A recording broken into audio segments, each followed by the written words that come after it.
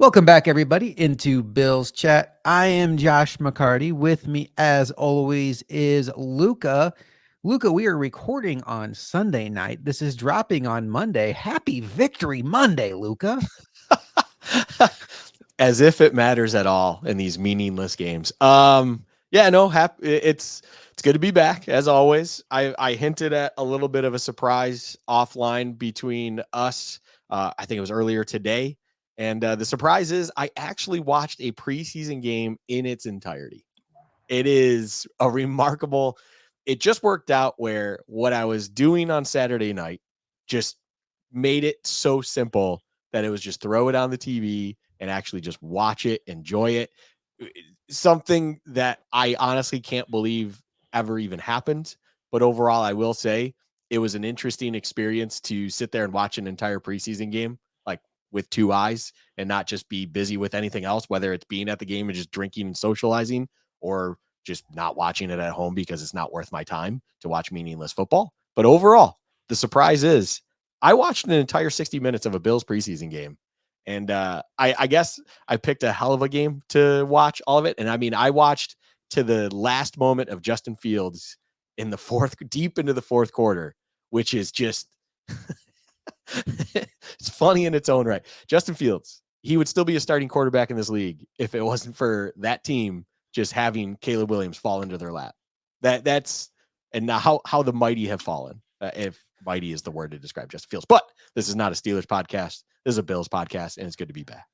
For those of us hoping that you would turn the corner and realize that preseason football is a good watch, this was not the game to make you believe that, as the Bills get a 9-3 victory over the Pittsburgh Steelers in less than ideal weather conditions. The first half had a lot of rain. And we're going to talk about this game. We're not going to go through like a regular post-game show where we like analyze decision makings and strategy and things like that. But we are going to talk about some player decisions McDermott made up at the very last minute prior to the game kicking off, including Josh Allen and Terrell Bernard not playing in this game.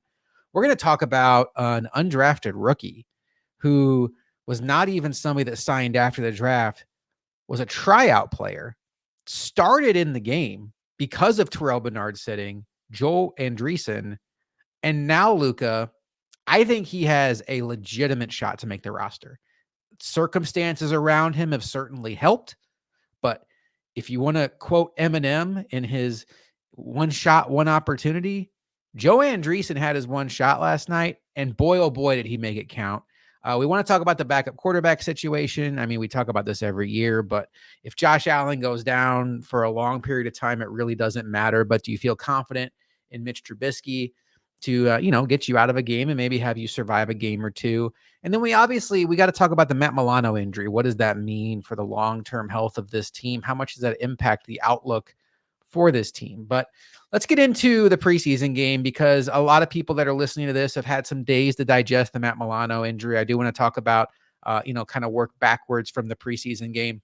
Sean McDermott's decision, Luka, to sit Josh Allen after coming out late in the week and saying the starters would play, including Josh Allen, to sit Josh Allen and notably Terrell Bernard.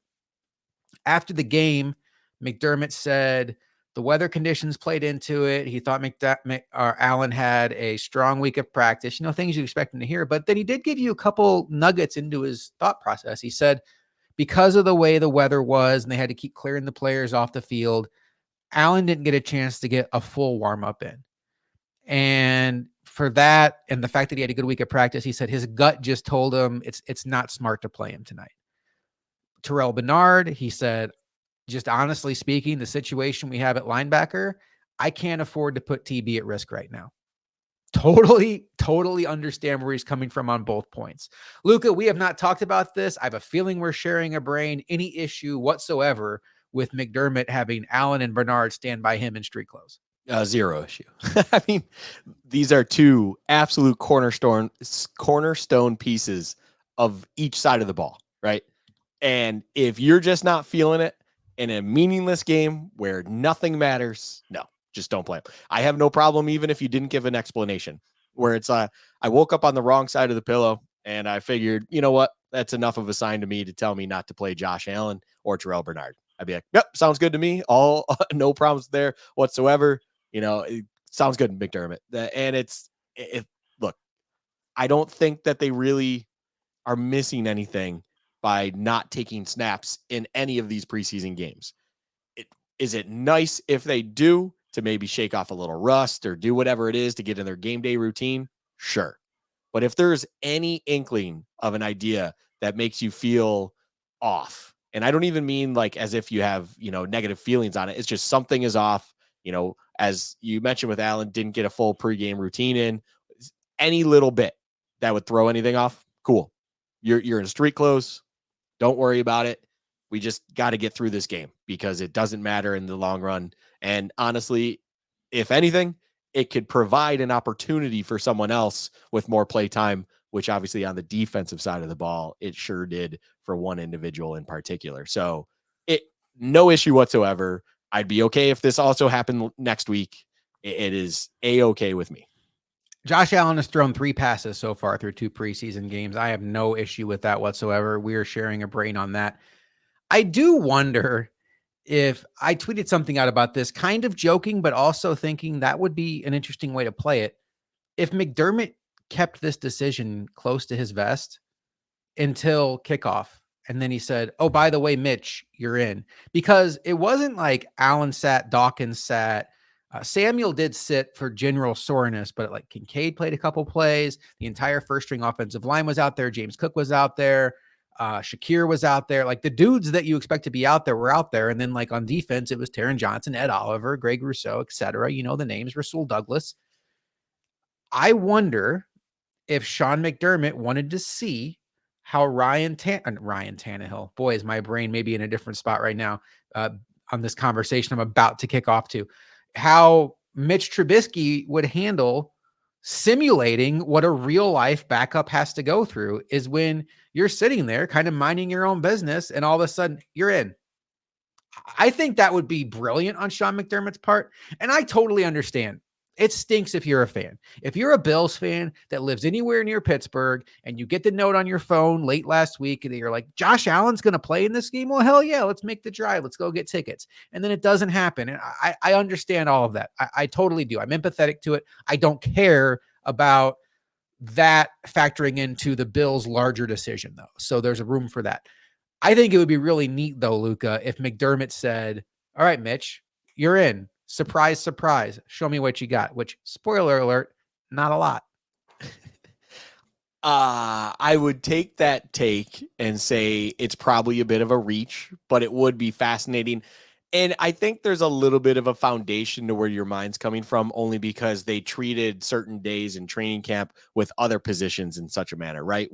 It's well documented, at least with Hardy, that they were just throwing him in at different spots on the defense and just saying, hey, you're in right now at boundary. Hey, you're in at slot, whatever it is, just seeing how it go.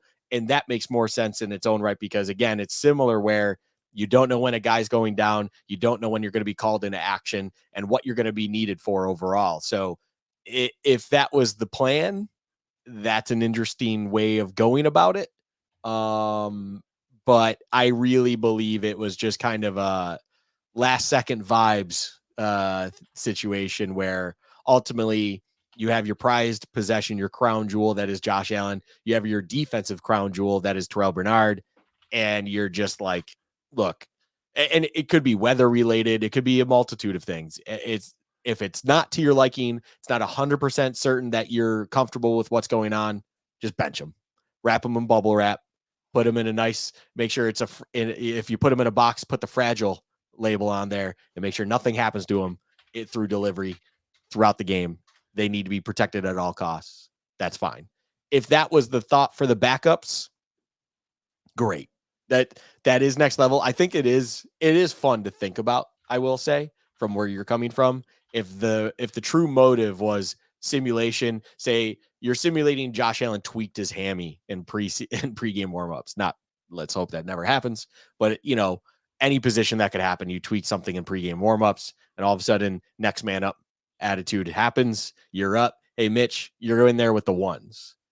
Cool. That's next level thinking. I think that's not a bad thing. I just think that's a little bit extreme for potentially what had happened.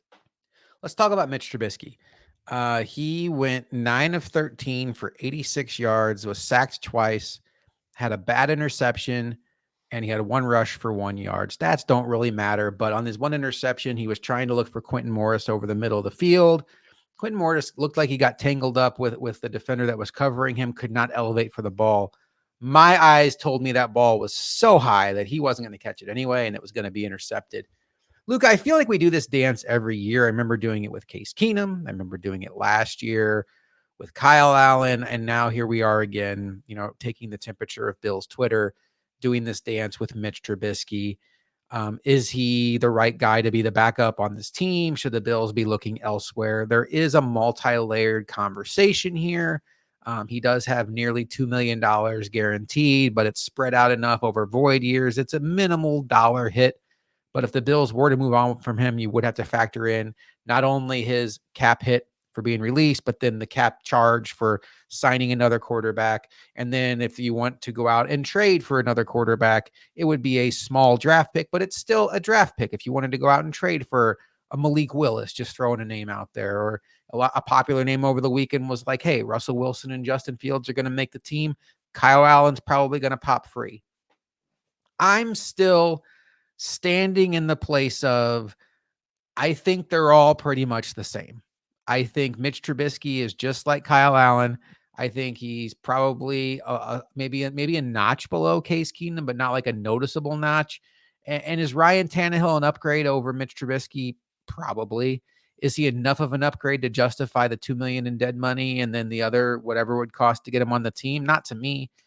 And that's where I'm just like, I think the Bills are probably fine at backup quarterback. At most teams in this league, it's a huge drop off, especially if you have a star quarterback.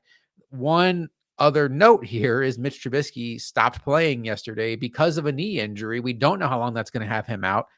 And the Bills might be forced to go find another quarterback if that's something that's going to linger for a couple of weeks. But let's just go on the assumption right now that we don't know how long he's going to be out. We'll assume that he's back in time to start the season. What's your comfort level or panic level on Mitch Trubisky being the number 2? Panic level 0. And that's not me going, I'm absolutely confident in Mitch Trubisky's abilities to carry this team without any drop off. As you've said, I think drop off is imminent on any team when it comes to going from starter to backup. But I feel like a broken record in the sense of, I say it all the time, if you're expecting your backups and your depth players to play meaningful minutes and not see any drop off in play and performance, you're crazy. Like that's not their role. And I think that's an unrealistic expectation from anyone, where I could even say that the general public is maybe coming from, if they're educated enough to do so. Backup quarterback has been a very prevalent position of late.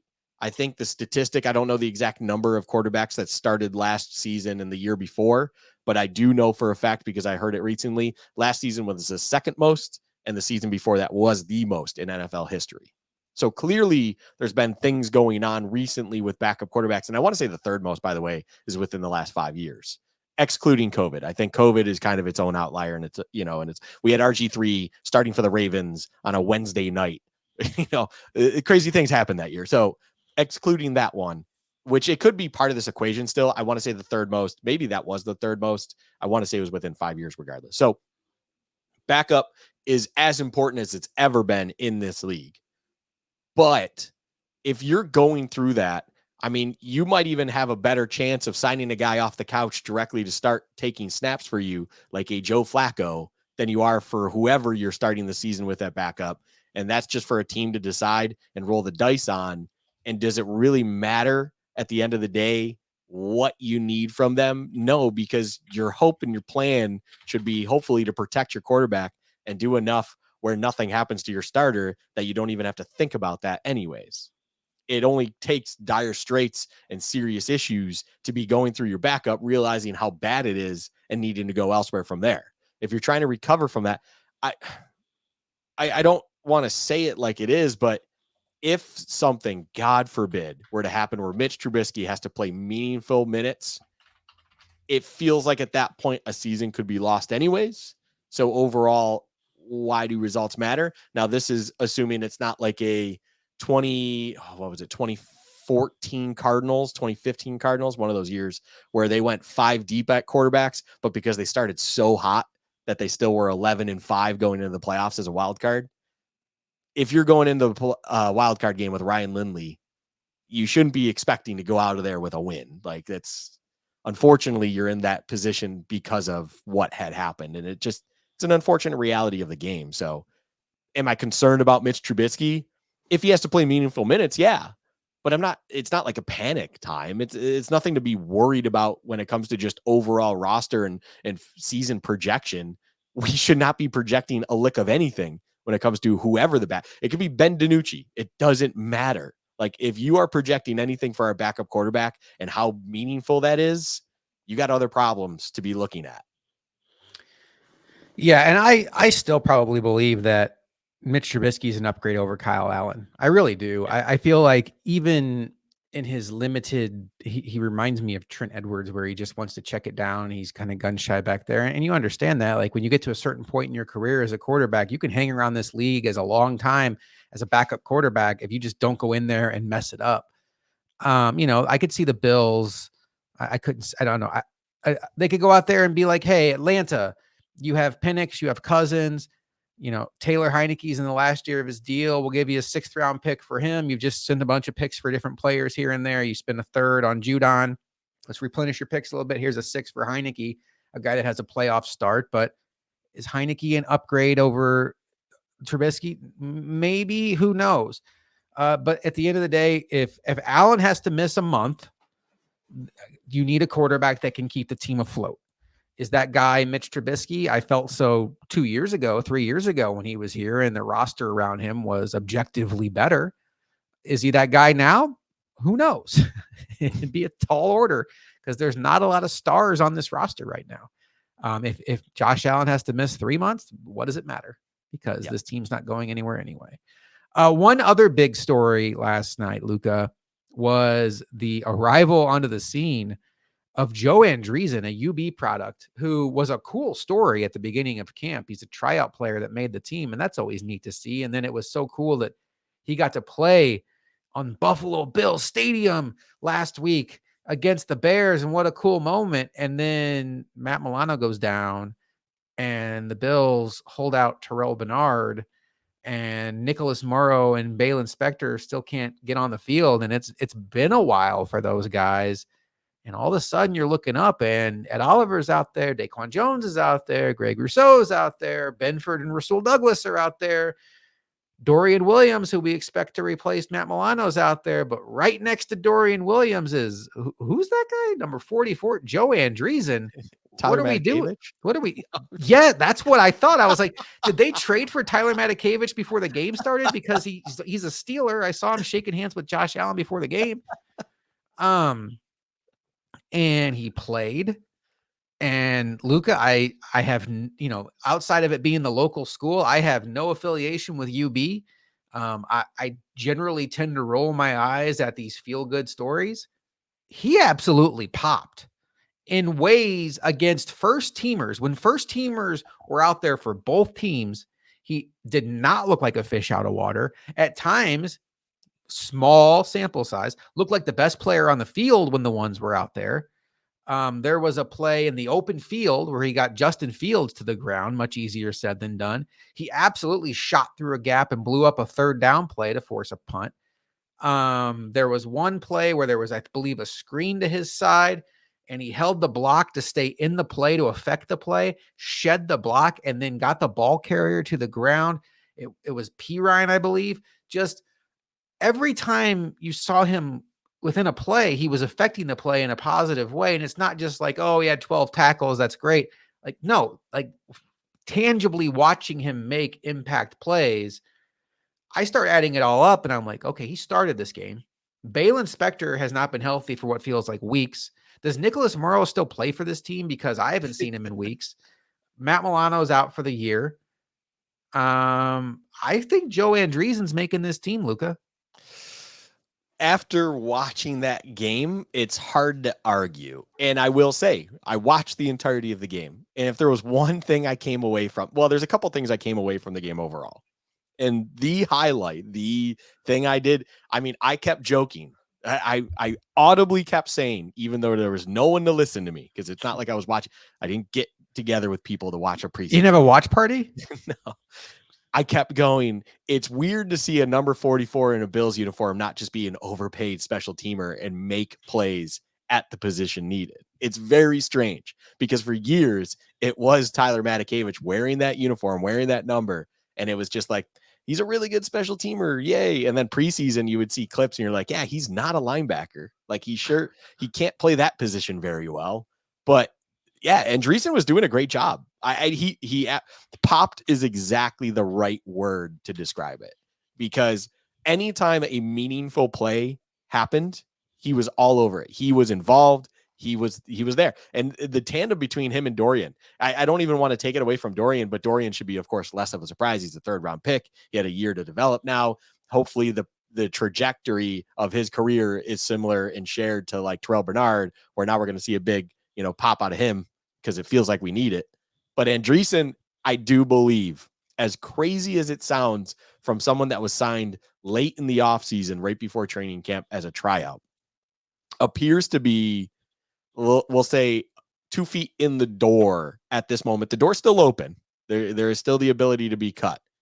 But there is a realistic path, it feels like now, if they trust him to play in that position at that moment in time with the surrounding cast that he had, and he actually took that opportunity and showcased what he could be like in that situation. What is it to say to McDermott? I mean, all you have to say is, okay, if that situation happens in meaningful games, if we find ourselves in a predicament where Terrell Bernard, let's say it's not a serious injury, but let's say he's out for the remainder of the game and you need to rely on someone to fill that role, and you don't have good old AJ Klein on your roster to fill that position for you. Who else do you want? You now have tape of someone, being Joe Andreessen of all people, that proved to you he can be effective. And that's all you ask for out of a depth player. Again, you don't need them to be a world beater. You don't need them to win you games. You need them to be effective and minimize the feeling of a hole being left there by whoever the intended starter not being in the situation there anymore. Like, you need a guy that can just not be a problem. And he sure didn't look like a problem. He actually looked like a solution a lot of times. Like you said, the biggest one to me was when he essentially blew up a Justin Fields situation completely. It was him. I want to say Dorian was still in at that time, and they just completely wrecked something. Now, I will also add on this, I believe it was also on a QB read option where, clear as day, Fields wanted no part of handing that ball off. But the play that I look at is that one where he just did his job, did it well, and hunted down Justin Fields, who's regarded as one of the best running quarterbacks in this league for good reason. It's just like, yeah, it's awesome. This guy played, I think it was 4 years at Bryan, an FCS school, has his senior or his graduate season at UB. It's like, it's not like he's playing big time college football, comes in on a late offseason tryout. And boy, this is the definition of taking advantage of a situation. And I know sometimes you like to, I like to have some hot takes out there. You like to go out on a limb sometimes. I don't believe this is one of those times, Josh. I think you saying that, there's others out there, of course, in the Bills fandom world out there that see it. It's the path to the roster for Andreessen. I guess we're going to have to start really learning how to say that one quick and easy, because he could be on the 53 when all said and done. I added his name to my dictionary on my phone because it's so hard to just naturally put the 2 E's and the 2 S's next to each other. Yeah. But now my phone autocorrects it to the correct one. So when I'm tweeting live, just, pro tip. So maybe you guys have seen this. I've been doing, from our Bills chat account, 53-man roster projections early in the week. And I'm going to have another one this week. I'm going to have Andreessen on the roster. If you're listening to this, you get to get a brief peek at that. But I would say that the linebackers that I think are going, and we're going to talk about the downstream effect of the Milano injury in a little bit, but Terrell Bernard, obviously, Dorian Williams, obviously. And then after that, I do think Deion Jones has made his way onto this roster. If for no other reason, Luka, he played well last year. He's been healthy throughout all of camp. He's a veteran presence, and he's not that far removed from being a $50 million linebacker in this league. I think he's good depth. He's a good athlete. And he's like a good insurance card for if Dorian Williams can't handle the full on Matt Milano role, somebody to split that time with him. And I look at someone like Balin Spector, and I look at him and think there have been 2 times in his career, Luka, that the Bills have been in a chaos situation at linebacker. Right now, this exact moment where Matt Milano goes down and you need somebody to step into that role, opportunity knocks. Balin Spector's not there to answer the door. Joe Andreessen's there to answer the door. Dorian Williams is there to answer the door. Deion Jones, who I think played well, there to answer the door. Balin Spector's out. The Kansas City Chiefs playoff game, Matt Milano out. Terrell Bernard out. Tyrell Dodson, one shoulder.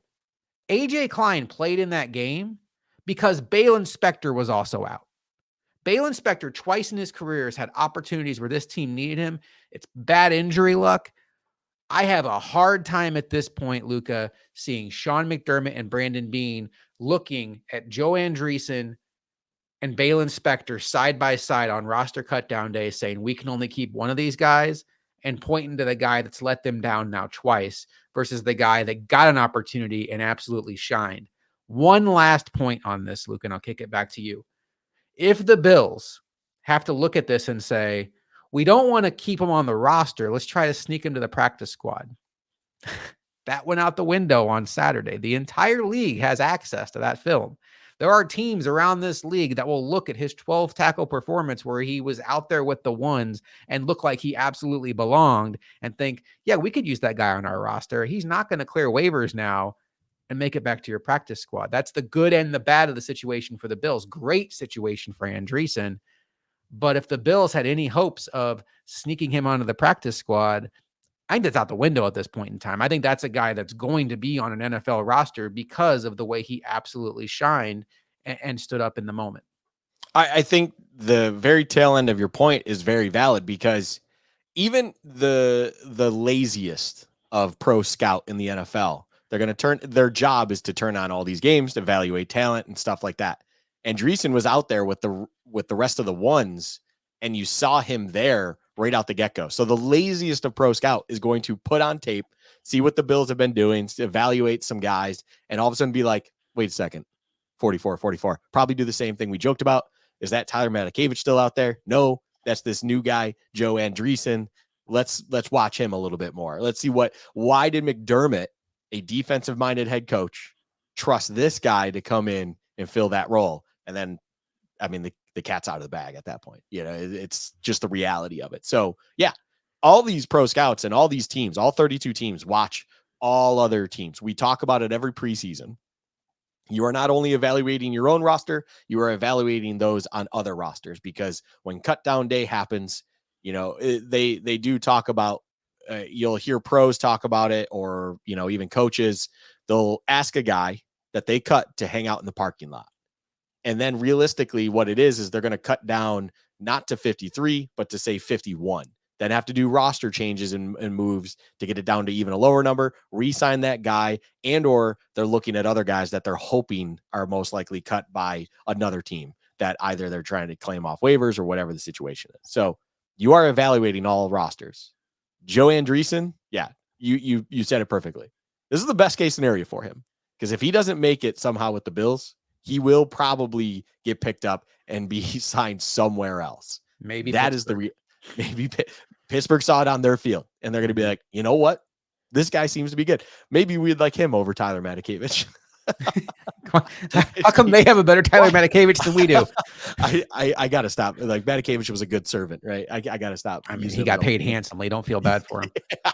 But overall, yeah, it's a great situation for him. Cat out of the bag. You can't get around this anymore. And realistically, to your point about Balin Spector, it is a fascinating one, because you spent a draft pick on Balin Spector, albeit very late, but you still spent one on him. And you want to trust your picks as best as you can. You want to almost be validated on why you used that pick for them. And I think it's a little bit of an ego situation overall. I think that can always kind of get in the way of decisions at times for a lot of people.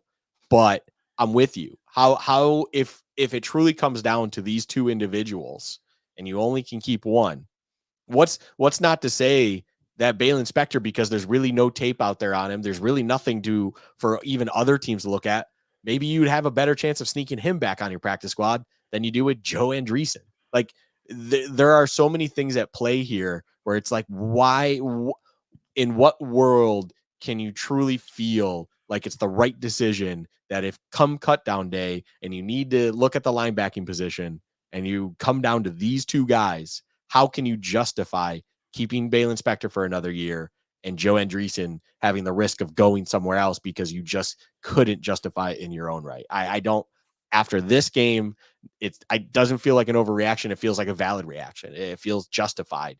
It's like this guy in a very limited and small sample size provided you what feels like more confidence in his play than Balin Spector ever has. So I don't see any other way around it.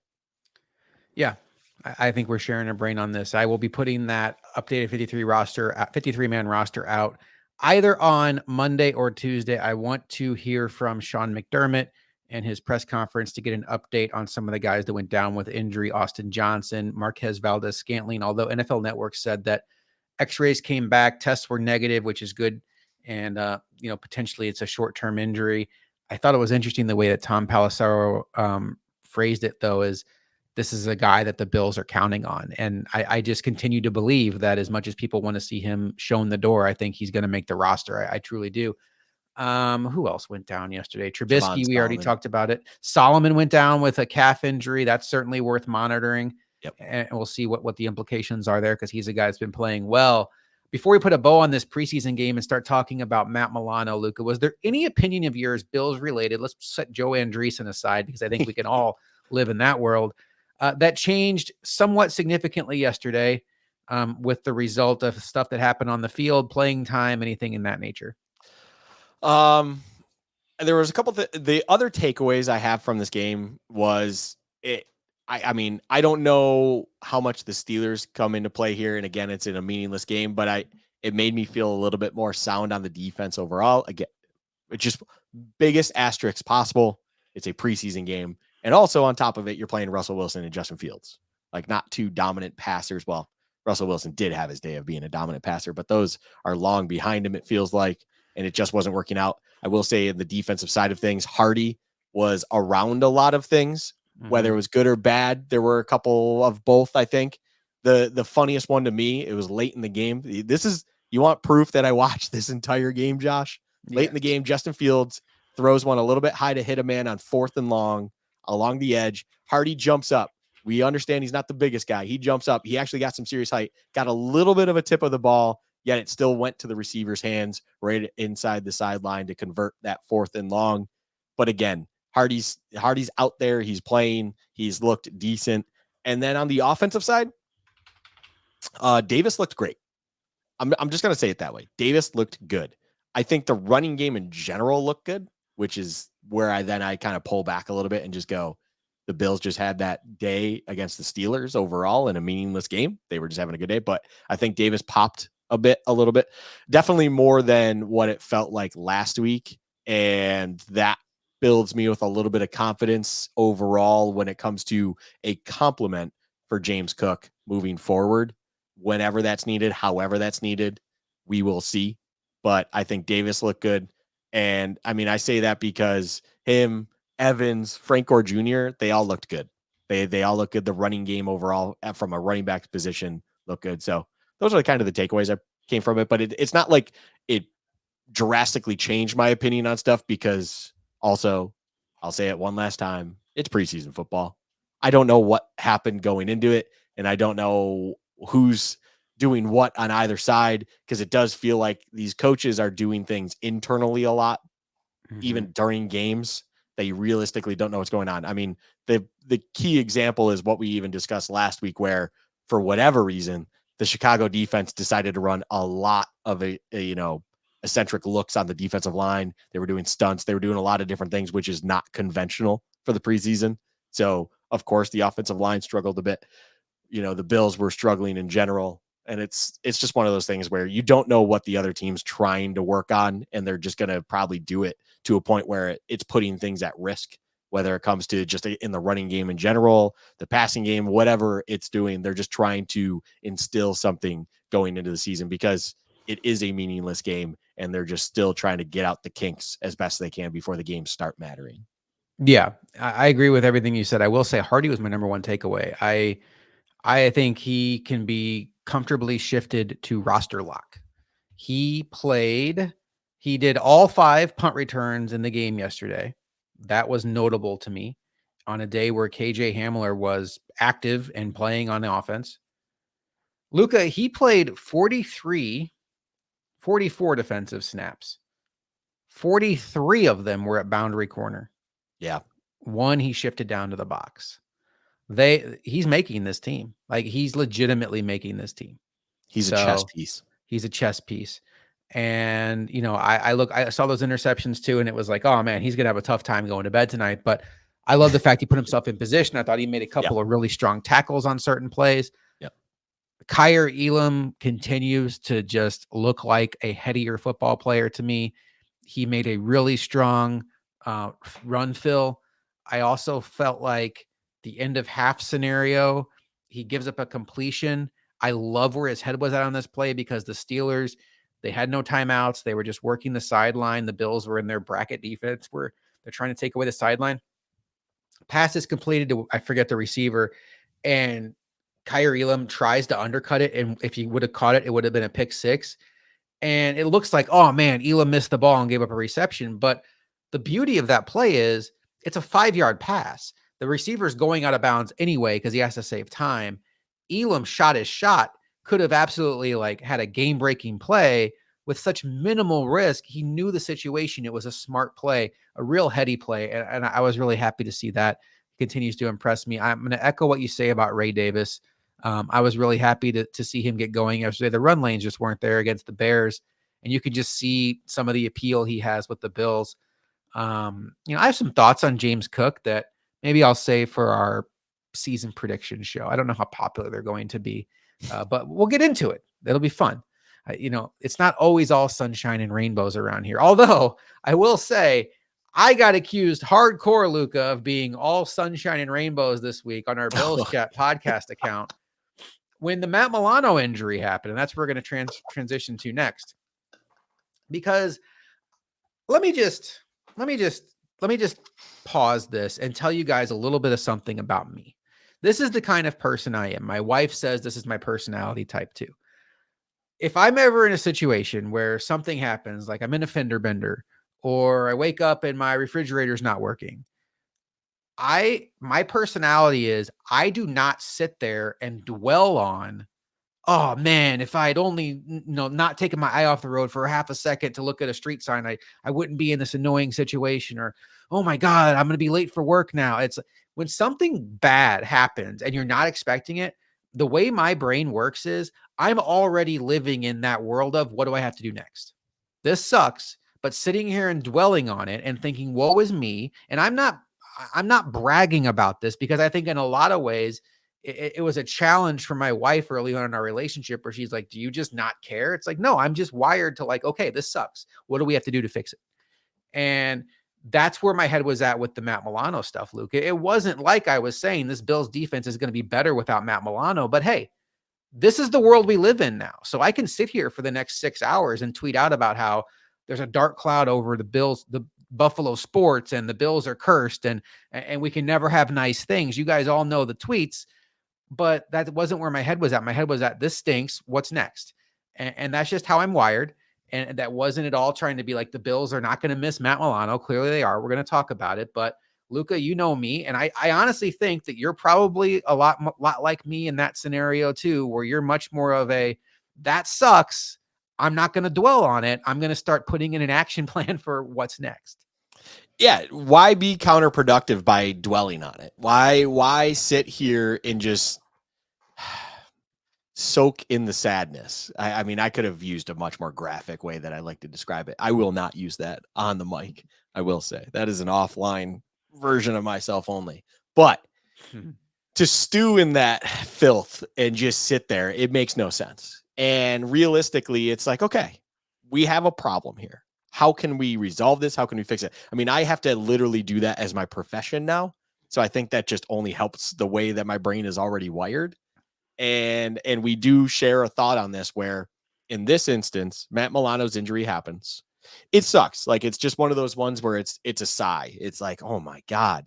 And I think from me, it was definitely more related to the player. It's just like it's so disappointing to hear about a guy who went through a serious injury already, is making his way back, and then it's not even in live action. It's not even in live preseason action. It's tackling a dummy that a serious injury occurs, and now he's going to miss even more time because of it.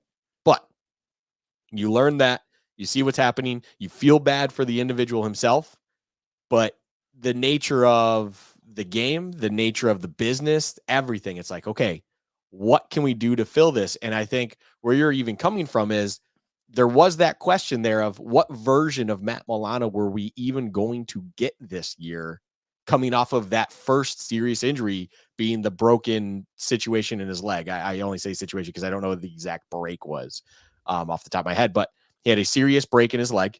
He's coming back and rehabbing from it. He put in the time and effort to do so, and something completely unrelated to that happened.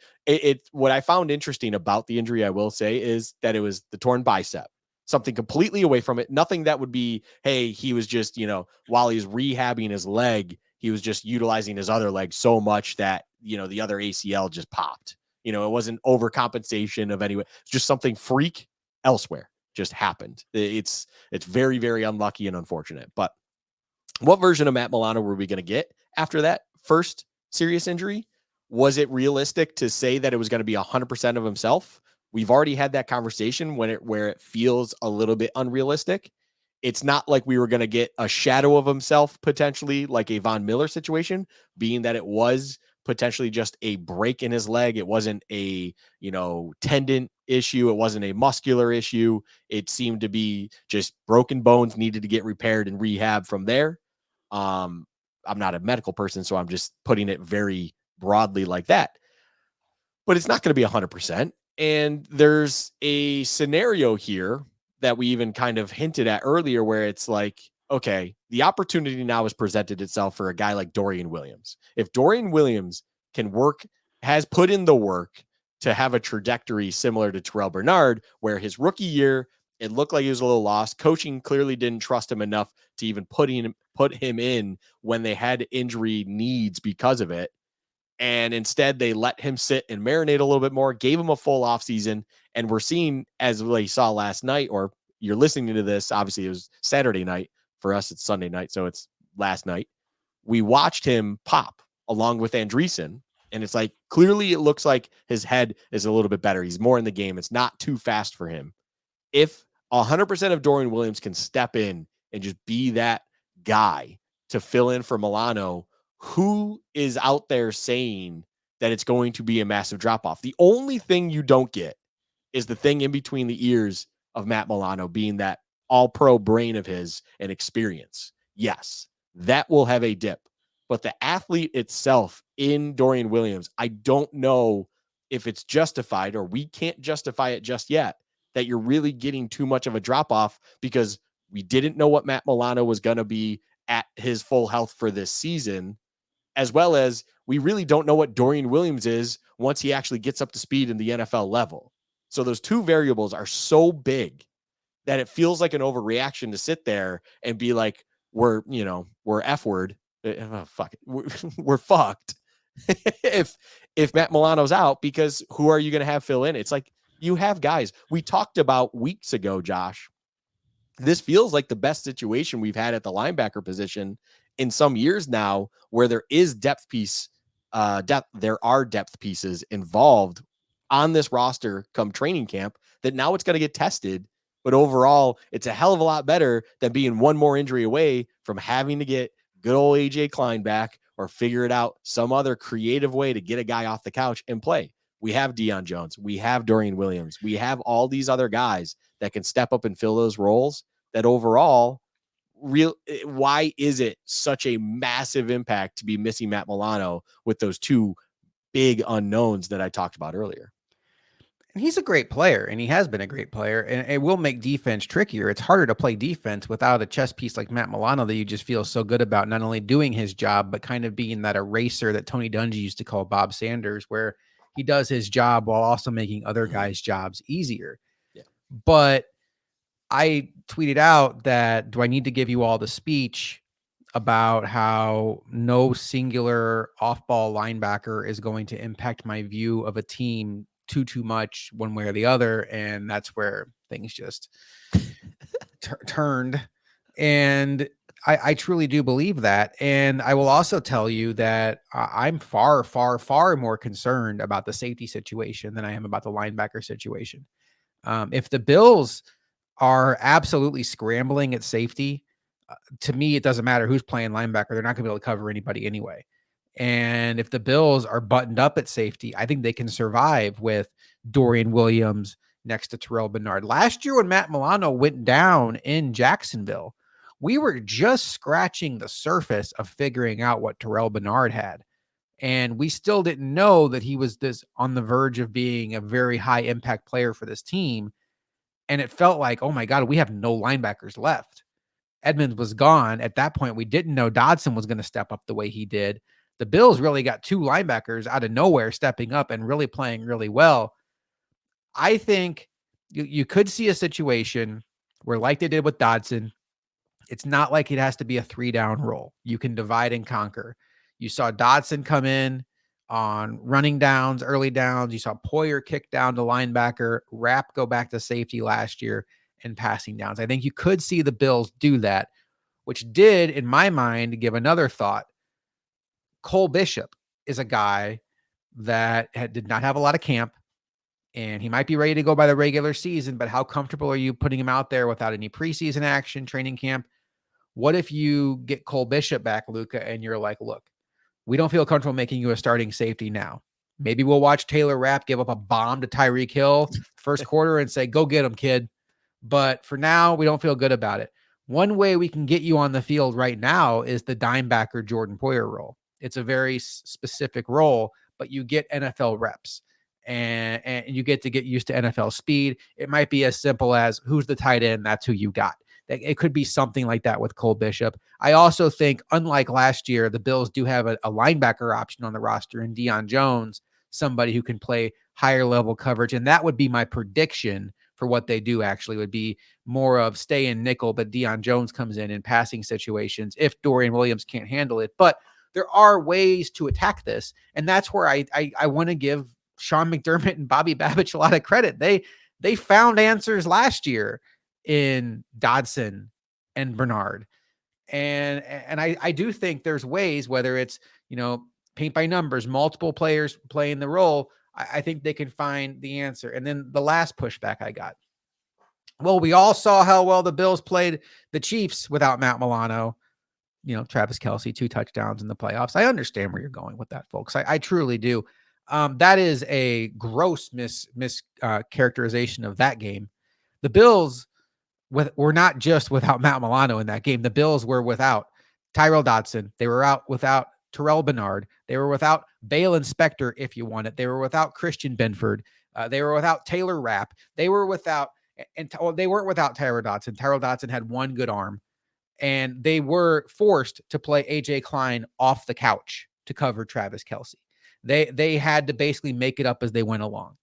That is not the situation. The Bills have actually beaten the Chiefs twice in recent years in Arrowhead without Matt Milano. This past year, they did it without Matt Milano in Arrowhead in the regular season. I know we all want to roll our eyes and say, oh, beat them when it counts, but you want to keep moving the goalpost here. I'm telling you, they're not screwed here.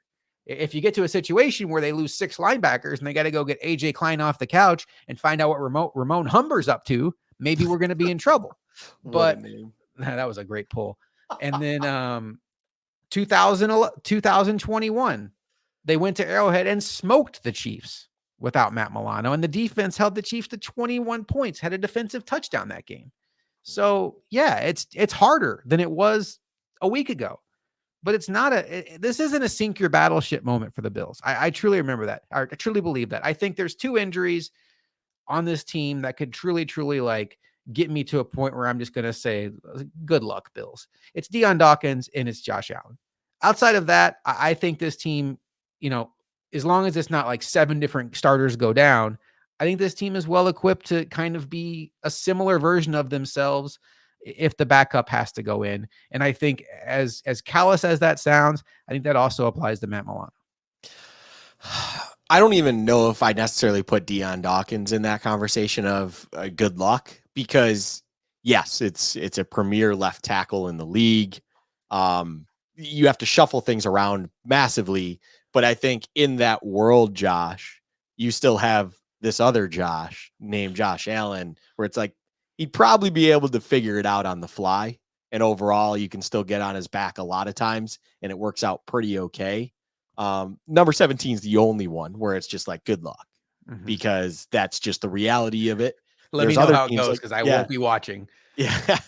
No, that's not true. But it might be true for me. It's one of those ones where you just watch the car accident at that point, Josh. You're rubbernecked as you drive by. You just experience it because you hope to never experience it again. It's injuries.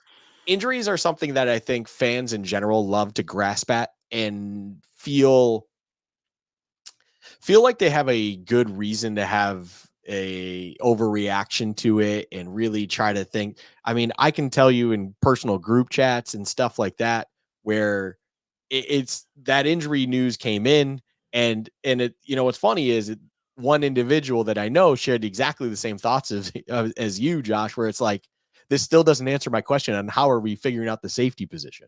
That was the reaction to the Matt Milano injury. It's like, that doesn't answer this other question.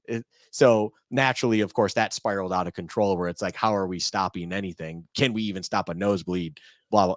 It's a classic Friends conversation where it just spirals out of control. But overall, I just don't understand that thought as an individual, only because it's what you're creating in your brain. The person that likes to create a positive spin on thing, you're just doing the same in a polar opposite direction. And you're doing it off of zero information. You're just going off of assumptions and guesses. It's nothing factual. It's nothing with an actual good foundation to it. There's no concrete, facts out there that tell you it's like, without Matt Milano, it's going to be this way. Because as you just indicated, there's actual proof out there where it's like, hey, it actually might still be okay, or this coaching staff and this roster might be able to still maneuver their way around this as if it's not that big of a deal. At the end of the day, just how many wins is Matt Milano truly worth? Because the injury last year, just as our most recent example, the injury last year happens with him and Daquan. We'll just stay at linebacker. I'm not going to get into just going down the slope of all the injuries, but yeah, I think it's depressing. It gets depressing real quick. It took them a little bit to maneuver through that, Josh. I think we all experienced that. But once they figured it out, once they went through everything and they got it all worked out, they bring in a guy like Rasul Douglas, but they get it all worked out. We went on a run and they just maneuvered around it. Matt Milano wasn't part of that entire time. And I think using the Kansas City example is the most false example there is, because of everything you pointed out. It's not the reality of one guy was out, so that's the end result. And it was XYZ 1, 2, 4, 7, and 10 that were all gone. And therefore, you finally were just 87 in red and yellow was just wide open all the time. And they were able to do what they needed to. And oh, by the way, it was still a tight game. And unfortunately, Tyler Bass missed a kick, although there were other things that happened where it didn't even feel like we were going to win that game, regardless if that kick went in or not. It's just, it's sad to see overreactions. It's from where you're coming from with this is, I think unless it's 17 wearing that jersey number who goes down, there shouldn't be an overreaction. The end of the story is, you have to trust the situation and trust the 53-man roster to figure it out. Will it be smooth? No. It's never smooth for any team. If you incur injuries and you have a game plan around a certain player, you now have to come up with that backup plan. Hopefully you had a backup plan in place. What we just discussed is the Bills clearly did a better job this year than they have in years past to create that backup plan. It feels a lot better now than it did when this injury happened last year, When the Matt Milano injury happened last year, Josh, I do remember going, shit, we need to rely on Tyrell Dodson. Like, that's what we got going on right now, because he sure didn't give us a lot of confidence throughout this time last year in preseason, where we were looking at him at the Mike position. Well, it turned out that he was okay in the weak side linebacker spot, and Terrell Bernard did Terrell Bernard things, and you're like, we got this. Everything's okay. Thank God. Right now, we're in a better position than we were at that point last year. And it's because of this coaching staff. It's because of the front office. They clearly saw that happen last year, and they went, we don't want this to ever happen again, where we are relying on AJ Klein and whatever other bag of scraps we got to fill that hole and fill that role. And thank God for that. Terrell Bernard might be another one to put in that Dawkins, Josh Allen conversation. As you mention it now, it's like, okay, now Bernard bubble wrap. McDermott, I am with you. Don't play him next week either. Well, Luka, this was fun. Next week, the Bills will take on the Carolina Panthers to wrap up this preseason. And this is a big week for the Bills. I would love to see maybe some positive movement on Cole Bishop coming back. That would certainly be helpful. Maybe Mike Edwards even haven't heard a lot from him. The Bills put Chase Claypool on IR and then did an injury settlement with him, which does not rule out him coming back to the Bills later this season, you would think, as a practice squad. But with the buyout, the Bills now are eligible to bring him back. They brought in a couple of wide receivers, nobody noteworthy. Bird, and was it Demir Bird? Demir Bird, how he stays around this league, Josh, I don't understand. He's always around. He's floating around. And then Deion Kane, who I actually liked coming out of the draft, but just has not been somebody that can stay healthy.